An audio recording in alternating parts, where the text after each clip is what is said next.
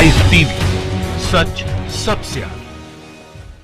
दोस्तों, मैं अब्बास हफीज हूं। आज इंडियन एक्सप्रेस के एक लेख ने पूरी भाजपा सरकार की पोल खोल दी। मोदी जी सबसे कम पार्लियामेंट में बोलने वाले प्रधानमंत्री हैं अभी तक इतिहास में। आपको जान के इस बात पे हैरानी होगी, आज 6 साल हो गए हैं और मोदी जी ने सिर्फ 22 बार पार्लियामेंट में बोला है। मतलब जो मनमोहन सिंह जी को बुरा भला कहते थे प्रचार प्रसार में चुनाव के कि ये तो मौनी बाबा हैं, म्यूट हैं, ये खामोश हैं, बोलते ही नहीं है, उन्होंने इनसे बहुत ज्यादा बार बोला पार्लियामेंट में। 10 साल में इनसे दुगने से भी ज्यादा बोला। मतलब जिस रेट से ये बोलते हैं पार्लियामेंट में, उससे कहीं आगे मनमोहन सिंह जी थे। और हैरान कर देने वाली बात तो ये छपी है कि देवेगौड़ा जी, जिनके सिर्फ 2 साल थे कार्यकाल के प्रधानमंत्री के, उन्होंने भी मोदी जी से ज्यादा बार पार्लियामेंट में संबोधन दिया है। आखिर क्या वजह है? वजह सिर्फ इतनी है कि कोई काम नहीं किया, इसीलिए अपनी बात, मन की बात जो होती है वो करने में व्यस्त रहे। मोनोलॉग में विश्वास रखा कि लोग सवाल पूछेंगे, सवालों के जवाब नहीं देने पड़े, और पूरे दुनिया भर में घूमने से फुर्सत नहीं मिली, अपने प्रचार प्रसार से फुर्सत नहीं मिली।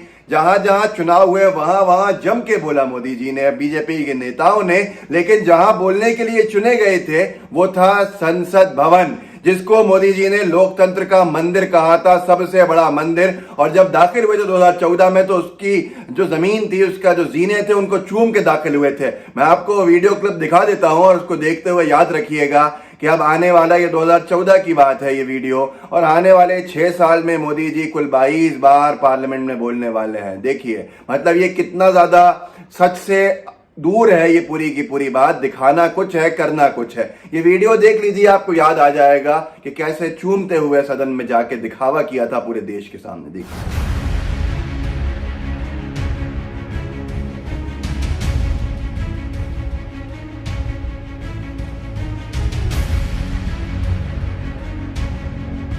तो दोस्तों देखा आपने। मैं आपको बताता हूं कि किसने कितनी बार बोला। इस लेख में पूरा इंडियन एक्सप्रेस ने छापा है कि मोदी जी ने अगर बोला, उनके भाषणों को 6 साल के अंदर अगर देखा जाए 22 भाषण, तो 3.6 टाइम्स, तकरीबन 3.5 बार बोला है 1 साल के अंदर मोदी जी ने पार्लियामेंट में। कितना कम होता है, कितना कम होता है। मतलब आप सोच सकते हैं कि कितने सवालों के जवाब नहीं दिए, कितने सवालों से बचे, क्योंकि काम ही ऐसे किए थे पूरे भाजपा सरकार ने कि जवाब देना उनके बस की नहीं थी किसी के भी।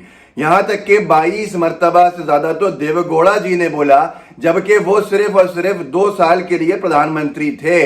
2 साल में वो मोदी जी के 6 साल के टेन्योर के स्पीचेस जो पार्लियामेंट में हुए, इससे कहीं आगे थे। तो दोस्तों देखा आपने, जो कहते थे लोकतंत्र का सबसे बड़ा मंदिर है, उससे कितना प्रेम देखा कि बाहर सब तरफ बात करते रहे लेकिन सदन के अंदर ज्यादा बात नहीं की। 22 मर्तबा कुल 6 साल के अंदर बोला, जबकि मनमोहन सिंह जी ने लगभग 50 मर्तबा सदन को संबोधित किया अपने कार्यकाल में, जो दुगने से भी ज्यादा है मोदी जी से अगर तुलना की जाए। और यहां पे अटल बिहारी वाजपेयी जी की, इन्हीं के नेता जो थे, उनकी बात किया। 77 बार उन्होंने बोला था अपने 7 साल के कार्यकाल में, जो मोदी जी से बहुत आगे है। तो आप हकीकत समझ सकते हैं कि कथनी और करनी में कितना अंदर है। जितना दिखाया जाता था कि भाई लोकतंत्र का मंदिर है, वहां चर्चा ही नहीं की जा रही थी। चर्चा नहीं की जाए इसके लिए आगे भी इन्होंने छापा इंडियन एक्सप्रेस ने कि अध्यादेश का रास्ता अपनाया गया। बार बार किसी बिल पर चर्चा नहीं करते हुए उसका सरकार ने अपनी ताकत का इस्तेमाल किया और सरकार अध्यादेश ले आई, बिना चर्चा के पारित करना जिसे कहते हैं। ऑर्डिनेंस के जरिए से बिल पारित किए गए।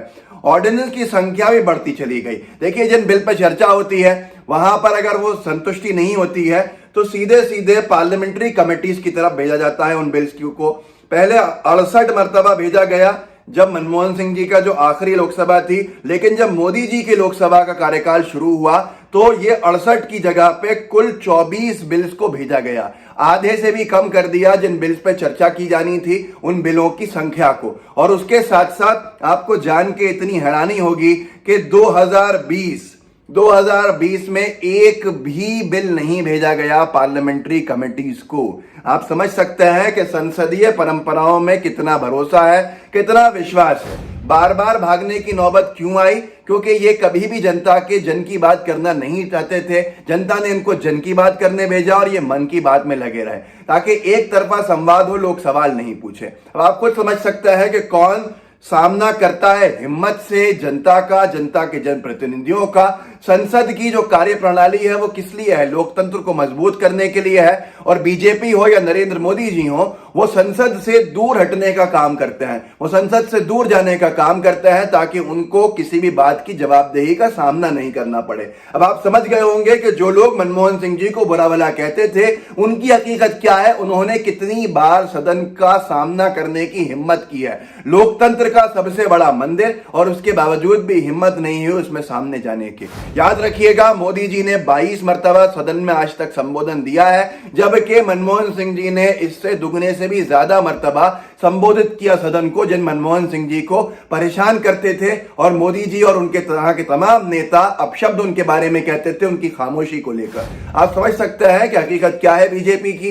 बीजेपी कैसे सदन की कार्रवाइयों से भागने का काम करती है। सदन के अंदर मुख्य जब जो बिल्स होते हैं वो लाए गए, तब मनमोहन सिंह जी तो वहां होते थे, लेकिन जब मोदी सरकार आई तो मोदी जी वहां से गायब। देखिए, बहुत सारे ऐसे ऑर्डिनेंस हमको देखने को मिले। तो दोस्तों, आप देखिए, खुद तुलना कीजिए, तुलनात्मक तथ्य आपके सामने है कि कौन ज्यादा बोलता था और किसके बोलने में दम था, क्रेडिबिलिटी थी। आज हम कहां खड़े हैं जब बीजेपी के नेता सबसे बड़े सदन की कार्यवाही से भागते नजर आते हैं। इस वीडियो को आगे बढ़ाइएगा, लोगों को कहिएगा कि वो आगे इसको फॉरवर्ड करें, ताकि लोगों को पता चले कि ये जितनी बड़बोली बातें हैं ये चुनावी मंच से होती हैं, पर सदन में कोई कार्यवाही इस तरह की नहीं होती है। हमारे चैनल लाइव टीवी को सब्सक्राइब कीजिएगा, बेल आइकन इसका दबाइएगा। फेसबुक पे देख रहे हैं तो फेसबुक के पेज को लाइक कीजिए, फॉलो कीजिए, जुड़े रहिए, एक दूसरे की आवाज बने, उसी से हम आगे तक ले जा सकते हैं अपनी बात को। जय हिंद, जय भारत।